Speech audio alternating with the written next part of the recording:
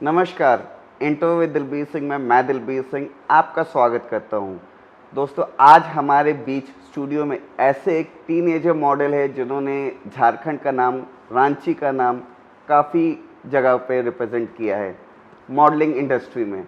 जी हाँ, मैं बात करना चाह रहा हूँ प्रियांशु ठाकुर का, जो कि आप देख सकते हैं कि सैस पहना हुआ है एंड सेकंड रनर अप रहे हैं। प्रियांशु जी, बहुत बहुत स्वागत है हमारा। प्रियांशु जी, बताइए कुछ अपनी जर्नी के बारे में कि इतनी कम एज में आप आगे बढ़े, शुरुआत कैसे हुई? शुरुआत तो मैंने खुद नहीं सोचा था कि मैं ये कर पाऊँगा, बट मैंने एक शो देखा था, टीवी पे हो रहा था मिस इंडिया। ओके। तो वहाँ पे बट वो गर्ल्स का हो रहा था। गर्ल्स का। तो बट मैं सोचा वहाँ पे बॉयज़ क्यों नहीं कर सकते हैं। तो फिर मैंने भी बहुत सारा शो देखा रांची में, बहुत सारे हो भी रहे थे। तो फिर मैंने एक शो देखा जो रांची का मेन शो है, मिस्टर एंड मिस झारखंड। तो मैंने उस टाइम 2023 में पार्टिसिपेट किया।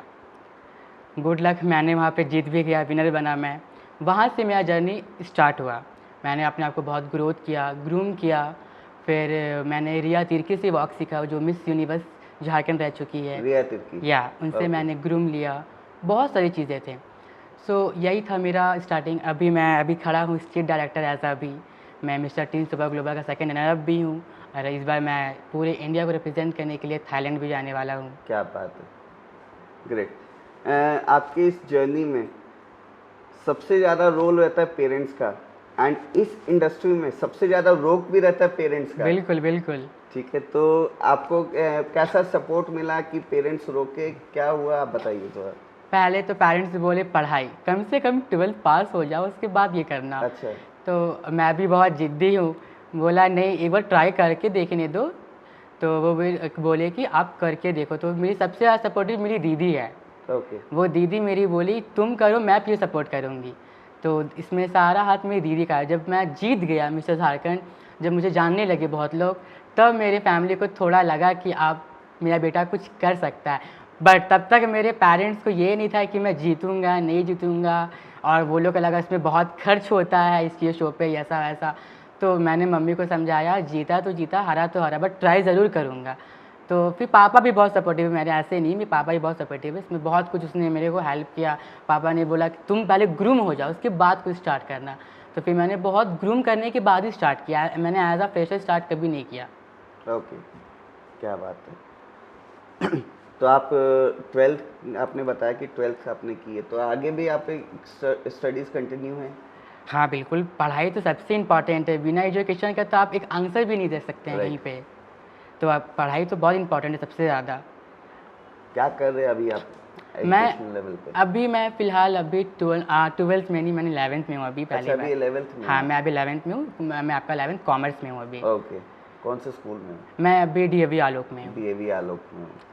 ग्रेट। तो आपकी पढ़ाई हैम्पर तो नहीं ना हो रही है? नहीं, बिल्कुल नहीं। बहुत लोग सोचते हैं कि इसमें पढ़ाई मार खाता है, या फिर आप बिगड़ जाते हैं, या फिर आपका लुक चेंज हो जाता है। ऐसा कुछ नहीं है। आप 2 घंटा इसके लिए टाइम निकालिए, प्रैक्टिस करिए, अपने आप को थोड़ा ग्रूम करिए। तो इसमें ऐसा नहीं है। पढ़ाई आप 24 घंटे की बात होती है, आप 24 घंटा में 7 घंटा पढ़ाई करिए और 1 घंटा इसके लिए टाइम निकालिए। तो ये मेरे लिए ऐसा नहीं है कि मैं पढ़ाई को बोलूँगा कि साइड करूँ। पढ़ाई भी देख रहा हूँ, ये दोनों ध्यान से देख रहा हूँ। क्या स्कूल इसमें आपको सपोर्ट करता है कि जैसे आपके बाहर में अगर आपका कंपटीशन है, बाहर जाना होता है, तो स्कूल से छुट्टी आसानी से मिल जाती है? नहीं, पहले तो फ़ाइन कटता है कि आपको फ़ाइन देना पड़ेगा, जो सब स्कूल के रूल्स हो गए हैं। बट जब स्कूल वाले भी जान गए कि अब ये अच्छा कर रहा है या फिर इसको फेम मिल रहा है, तब दे विल अलाउड। ऐसे बहुत लोग इसके बारे में जानते भी नहीं है कि ये है क्या। ओके। आपने बहुत सारे शोज़ किए रांची लेवल पे, नेशनल लेवल पे, तो इन दोनों में डिफरेंस क्या है? जैसे कि लोकल शो और नेशनल शो में अंतर क्या होता है, आपने अच्छा क्वेश्चन किया ना। लोकल शो में क्या होता है कि वो बस ऑडिशन लेके ग्रैंड फिनाले कर देते हैं, वो किसी को भी चुन लेते हैं। लोकल शो वाले वो नहीं देखते स्टेटस कौन क्या है। बट नेशनल शो में आपका प्रोफाइल, आपका अकाउंट, ग्रूमिंग, वो सब देखने के बाद ही आपको चूज़ करेंगे। उसके बाद आपका वो पहले चेक करेंगे कि आप स्टेट विनर हैं कि नहीं। नेशनल शो में आपको पहले स्टेट विनर बनना पड़ता है, उसके बाद ही वो आपको ले सकते हैं। तो मैं स्टेट विनर बनने के बाद ही वो मुझे सेलेक्ट किए थे। Okay, great. रांची में बहुत सारे ऑर्गेनाइजेशन है, बहुत सारी कंपनीज है जो फैशन इंडस्ट्री को प्रमोट कर रही है, बहुत सारे शो ऑर्गेनाइजर्स है जी। तो आपके अकॉर्डिंग सबसे बेस्ट सर्विस, सबसे बेस्ट जो शोज है कौन ऑर्गेनाइज करता है? अभी मिस्टर एंड मिस झारखंड बहुत अच्छा चल रहा है, उनका मेन शो है रांची का वो, तो वो उसमें मैं खुद अप्लाई किया हूँ, तो मैं खुद बोलूँगा वो बहुत अच्छा है। बाकी सारी लोकली शो है। ऑर्गेनाइजर्स कौन कौन हैं इसमें? इसमें मृत्युंजय कुमार है, फिर आपका रिया तिर्की भी इसमें है, फिर आपका पूजा लकड़ा, यू नो, अभी एक्टर है वो, अभी वो लोग सब ऑर्गेनाइज़र उसमें हैं। ओके।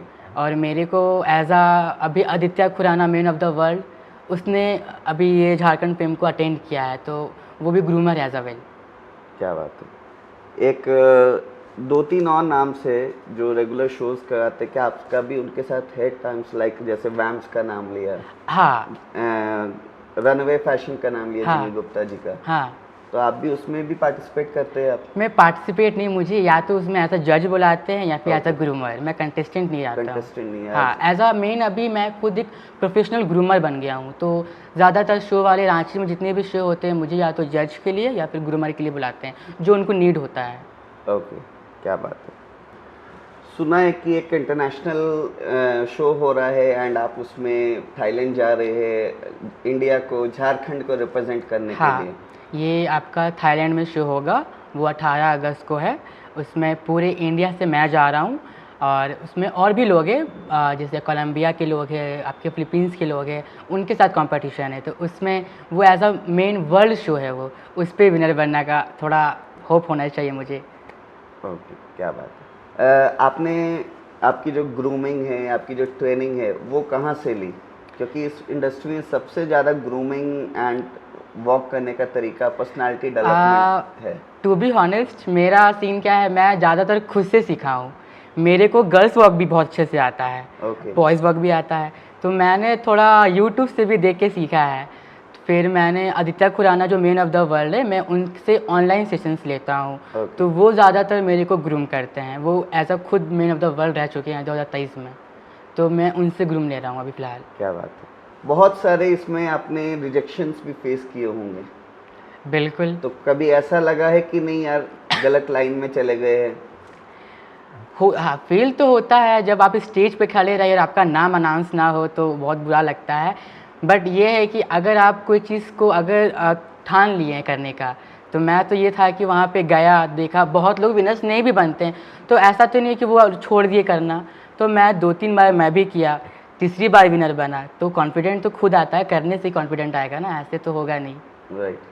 क्या बात है। एक दौर आता है रिजेक्शंस का और एक दौर आता है जब आप जीतना शुरू करते हैं, तो कुछ वैसा एक्सपीरियंस होगा जहाँ पे आपने रिजेक्ट किया हो तो आपको लगा हो कि यार यहाँ पे मुझे आना चाहिए था, मैं रिजेक्टेड हूँ, और एक ऐसा दौर है कि जहाँ पे आपने जीता, तो दोनों का एक्सपीरियंस बताइए। कुछ ऐसे मोमेंट्स जो हम लोग को मज़ा आया कि यार अब कुछ रिजेक्शन में कुछ तो मेरे से गलती हुआ होगा, तभी तो मैं नहीं बना होऊंगा। कुछ तो हो सकता मोमेंट है जो आप डिस्क्राइब कर सके? मोमेंट बहुत रोना आता है जब रिजेक्शन मिलता है। वहाँ पे स्टेज में पूरे लाइव कैमरा रहते हैं और आपको देख रहे हैं, और जजेस भी खड़े, और आप विनर नहीं बनते हैं, कोई आपसे सामने से विनर बन गया, उनको सैस बना दिया गया। सबसे ऑकवर्ड मोमेंट वो लगता है। और अभी जब मैं ये विनर जो बन रहा था, उसमें भी मुझे लगा कि मैं विनर नहीं बनूंगा, क्योंकि बहुत सारे कंटेस्टेंट आए थे, बहुत टैलेंटेड लोग थे। तो जब मेरा नाम आया, जब मैंने 25 टैग नंबर मेरा आया, मैं तो शॉक कि मेरा थाईलैंड जाने वाला हो, मेरा सपना पूरा हो रहा है। पहली बार कोई सैस मैंने पहना वहाँ सबके सामने, मेरे पेरेंट्स मुझे सामने से ऑन द स्टेज देख रहे हैं, तो बहुत बहुत प्राउड फील हो रहा था उस टाइम पे। क्या बात है। अभी पेरेंट्स आपको किस नज़रिए से देखते हैं, कि प्राउड फील करते बहुत हैं? बहुत। अभी तो मेरे पेरेंट्स भी लाइक, अब तुम जो भी करोगे हम पीछे से चलिए सपोर्ट छूट है, जाओ करें, अब छोड़ दो, क्योंकि कोई भी आ रहा है पूछ रहा है आपका बेटा ये बना, आपका बेटा वो बना, तो अब तो अच्छा लग रहा है। पापा भी बोलते हैं अब आगे करो, हम पीछे से सपोर्ट कर रहे हैं। ओके। क्या बात है। इसमें, इस इंडस्ट्री में सबसे ज़्यादा फिटनेस एंड डिसिप्लिन को देखा जाता है। फिटनेस को तो नहीं बोलेंगे, क्योंकि मैं खुद बहुत फूडी हूँ, मैं तो बहुत खाता हूँ, ऐसा कुछ ही नहीं है। आप एक नॉर्मल मेंटेन बॉडी रखिए, जैसा होना चाहिए। देखिए, बहुत ज़्यादा फिटनेस से भी आपका लुक ख़राब हो जाता है। मॉडलिंग एजेंसी में आप बॉडी बिल्डर्स नहीं खोजते हैं वो लोग। Okay. आपको नॉर्मल फिट होना चाहिए, आपका एज नॉर्मल होना चाहिए, आपका वेट नॉर्मल होना चाहिए। तो ऐसा नहीं है, फिट आप नॉर्मल रह सकते हैं। हाँ, आप ये बोल सकते हैं डिसिप्लिन। आप अगर किसी से बात कर रहे हैं, कोई अगर आपके सामने कोई खड़े हैं तो उनसे डिसिप्लिन में बात करना चाहिए। वहाँ पे सिखाया भी जाता है कि आपको कैसे बैठना है, कैसे, क्या बॉडी लैंग्वेज है हाँ, आपकी? कैसे बॉडी लैंग्वेज है, कैसे कनेक्ट करना है सर लोग से, वो सब सिखाया जाता है। बट ऐसे बोला जाए वेट को लेके तो वैसा कुछ नहीं है। क्या बात। आप इंडिया में फैशन को किस रूप से देखते हैं? फैशन को इंडिया को लेके, फ़ैशन को लेके तो मुझे इसका आइडिया नहीं है, क्योंकि मैं वैसा बहुत स्टाइलिश तो हूँ नहीं कि मैं ड्रेस डिज़ाइन करूँ। मेरे को बस इतना पसंद है कि नॉर्मल ड्रेस पहनूँ, अच्छा दिखूँ। ऐसा कुछ सीन नहीं है कि ड्रेस बहुत अलग अलग टाइप का पहनूँ, वो बहुत ऑकवर्ड भी लगता है देखने में। आप अभी, आपका इंटरनेशनल ट्रिप्स है, उस आप अभी स्कूल बॉय भी है एंड टीनेजर है जी। तो इसके बाद का, ये इंटरनेशनल ट्रिप के बाद का आपका क्या फोकस रहेगा? इसको और आगे कंटिन्यू करना कि थोड़ा सा पॉज लेके अपनी एजुकेशन लेवल्स को कंप्लीट करना? पहले तो 12th कंप्लीट कर लूँगा, उसके बाद एक मेन शो है मिस्टर टीन यूनिवर्स। ओके। तो मेरे को उस पर अप्लाई करना है फिर, क्योंकि वो मेन शो है पूरा वर्ल्ड का। तो ये आपका मेन शो तो ये है, बट उसके बाद सबसे मेन शो जो होता है यूनिवर्स का, मेरे को उसमें अप्लाई करना है। तो उसके लिए मेरे को नहीं भी तो 6 मंथ का ट्रेनिंग लेना पड़ता है, तो वो ट्रेनिंग के बाद ही मैं वो अप्लाई कर सकता हूँ वो शो। ओके। आप रांची बॉय है, रांची के रहने वाले, बिल्कुल। फूड इंडस्ट्री को कैसे देखते हैं? फेवरेट रेस्टोरेंट आपका कौन सा है? फेवरेट रेस्टोरेंट मेरा स्काई डाइन। Sky dine. हाँ, मेरे को बहुत, वो हिनू में है। Okay. मेरा वहाँ का खाना बहुत अच्छा है। वहाँ का नॉनवेज आइटम पर, मैं नॉनवेज लेवर हूँ तो बहुत, चिकन 65 का बहुत अच्छा है। ओके। क्या बात है। अगर स्ट्रीट फूड की बात करें तो ऐसा कौन सा स्ट्रीट फूड है जहाँ पे आप सारे फ्रेंड्स के साथ आप जाते हैं एंड रेगुलर की एक आइटम है यहाँ पे वो खाना? नेपाल हाउस डोरंडा मोमोज। नेपाल हाउस डोरंडा के हाँ, मोमोज। मोमोज जब जाओ तो उसको ना तो नहीं कर सकते हम लोग, उसको खा मतलब के या उस रूट में गए तो नेपाल हाउस को हाँ, मना नहीं कर सकते? मना नहीं कर सकते, पैसे रहे चाहे नहीं रहे, बट वहाँ खा के ही जाना है। क्या बात है। एक लास्ट क्वेश्चन के साथ एंड करते हैं। बिल्कुल। आप हमारे जो अपकमिंग, जो आपको देख के यंग मॉडल्स जो आगे बढ़ रहे हैं, उन्हें आप क्या कहना चाहेंगे?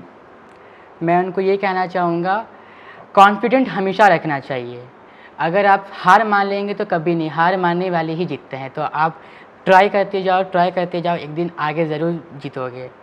और गॉड ब्लेस, क्योंकि भगवान भाई हम लोग स्पिरिचुअल गाय है, तो इसीलिए गॉड मेरे पे है, तो मैं थोड़ा भगवान को मानता हूँ। तो बस भगवान के भरोसा सब कुछ चल रहा है अब। क्या बात है।